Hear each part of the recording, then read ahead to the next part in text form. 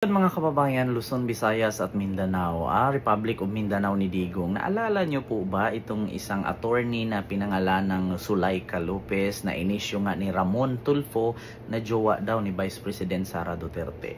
Kung naalala nyo po, no, meron pong bidyong ito. Ayan, na pinatawan siya ng warrant of arrest, no, mula sa pag-contempt ng Congress kay Zuleika Lopez at naging abogado nga bigla si Sara Duterte dyan. Naalala nyo po ba na dinala nga po ito sa hospital? Hanggang sa pagsakay sa ambulansya, paghatid sa hospital, hindi ito iniwan ni Sara Duterte.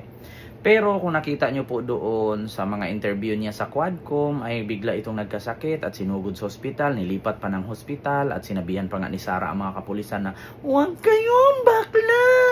Diba? Kung naalala nyo noon, grabe ang iyak ni Zuleika noon. Sabi ni Zuleika, "Huwag mo akong iwan." Diba? Kung naalala nyo yon. Nakalipas ang ilang linggo mula nung ito'y dinala sa hospital at dinala nga ito papuntang correctional, no? Si Zuleika Lopez. Nagtaka ako, bakit nung in-interview sa Quadcom may mga sakit? Di ba? Hindi nyo na ba naisip, mga kababayan, na lahat ng staff ni Sara sa Office of the Vice President, lahat may sakit? Bakit tumatanggap, no, ang Office of the Vice President ng mga empleyado, no, na may mga sakit? Di ba kapag tayo, ordinaryong Pilipino, pag nag-apply tayo ng trabaho, maskin sa grocery store, fast food, sales lady, di ba ang sabihin ng HR, fit to work ka ba? No, pwede ka ba all around? Di ba? Tapos bago tayo mapasa, papasahin muna tayo ng di ba? Pagpapamedical muna. Kung hindi ka ba addict, wala ka bang sakit, tapos working permit, health card, di ba? May mga ganon-ganon. Bakit kay Sara Duterte sa Office of the Vice President, lahat ng mga interview sa Quadcom, puro may sakit? Si Zuleika Lopez, nung in-interview, nagsinungaling, hindi kinaya ang pagsisinungaling, sinugod sa ospital. Si Gina Acosta, nagsinungaling, hindi kinaya ang pagsisinungaling, sinugod sa ospital. Yung pangatlo, yung lalaki, hindi kinaya ang pagsisinungaling, sinugod sa ospital. Tapos ending, ito na mga kababayan, si Zuleika Lopez, di ba naalala nyo na sinugod sa ospital kay may sakit daw, pero ba't ganyan nakarali-rali na? Akala ko ba may sakit? Nakakapag-rally na.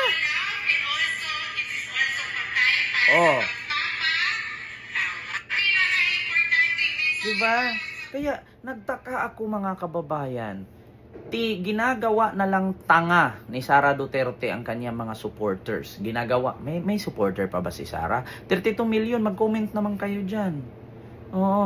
Kung manatili pa rin kayong sumuporta, wala namang problema. Kasi alam nyo, sa totoo lang, ang pagiging tanga walang bayad, libre. Ang pagiging bobo, libre yan, minamana yan. Kung ang tatay mo, nanay mo bobo, lalaki kang bobo. Pero yung katalinuhan, hindi minamana sa magulang yan. Katalinuhan, diskarte, hindi na mamana yan. Pero yung kabubuhan, katangahan, minamana, libre lang. Kaya sa totoo lang, nakakapagtaka ko. Nako, mga kababayan, kung naalala ninyo, "Wag mo akong iwan." Di ba? Naalala nyo? Naalala nyo nung hinuli ito? Ayan, ayan sila. Ayan, nakita nyo? Ayan sila, kompleto silang lahat. Nandyan si Zuleika Lopez. Hinahawakan nila. Tapos meron pa dito. Ayan sila.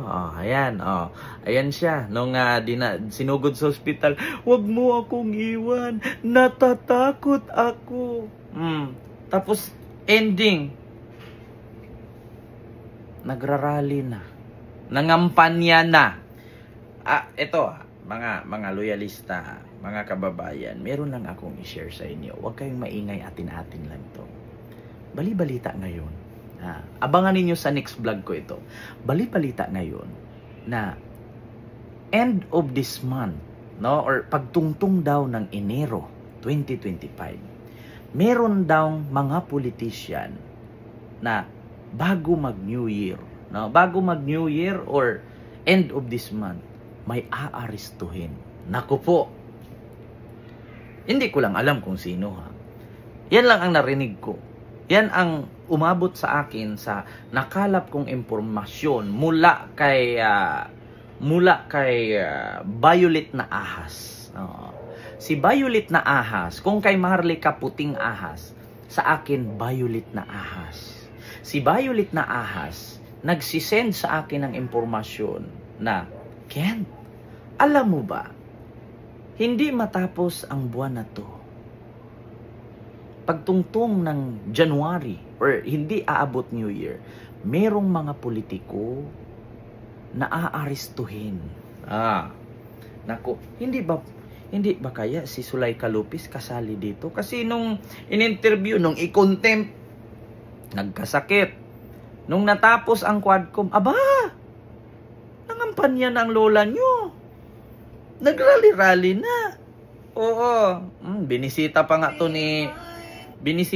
ni Manang Aimee yan, no? Manang Aimee, anong masasabi mo dyan? May sakit ba talaga? Oo, niyakap pa ni Manang Aimee, di ba? Yung sabi ko sa inyo, ang galing. Sa totoo lang, Uji Diaz, ito, Mama Uj. Kung nanood ka sa vlog kong ito ngayon, pwede mo bang isali mo sa acting lesson mo mga staff ni Sarah, si Digong. Si Digong ngayon, kung naalala ninyo, dati tapang-tapang atao. Tapang atao, Digong ang pangalan. Taga Davao. Nagulat ako nung nalaman niya nakakasuhan ng DOJ kasama si Bato, si Bungo. Aba, nag-request humirit ng presidential immunity. Ang lakas din ng loob na humirit ng presidential immunity, hindi naman na siya pangulo. Diba? Kaya, sa totoo lang mga kababayan, naglibog na ko, sakit na kaya kung ulog yun. Ang galing umarte ng mga Duterte, sa totoo lang. Meron pang isang anak. Alam niyo sa totoo lang yung kasinungalingan ni Duterte, nabubuko agad. Bakit? Ang sabi niya, wala akong pera, wala akong pamasahe, pumunta sa Quadcom. Pero yung anak niya nagbubuhay prinsesa, ang mga bag naghahalaga ng 300,000, 400,000, yung mga hikaw, di ba? Yung mga alahas, milyon-milyon ang halaga.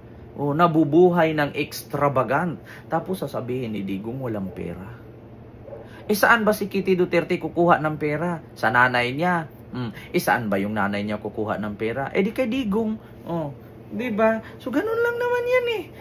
Alam mo, sa totoo lang, itong mga Duterte, kailangan ipasok ito sa acting lesson. Kasi, yung pagiging acting nila kulang. Kumbaga, kung ako yung hurado sa pag-acting nila sa stage, yung pagtateatro nila, kulang. Kailangan mo ng iyakan effect, lagapak effect, yung performance sa rate 1 to 10 parang 5 pa lang, kulang pa ng 5 yung rate nila para mapasa sa taong bayan at mapapaniwalaan sila.